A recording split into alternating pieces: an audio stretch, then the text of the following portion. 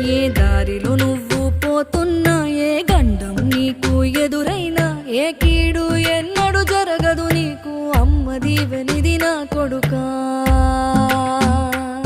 ఈ దిక్కులు నీతో కదిలేను, ఆ చుక్కలి దిష్టి తీసేను, ఏ గాలి ధూళి సోకదు నిన్ను, అమ్మ దీవెనిది నా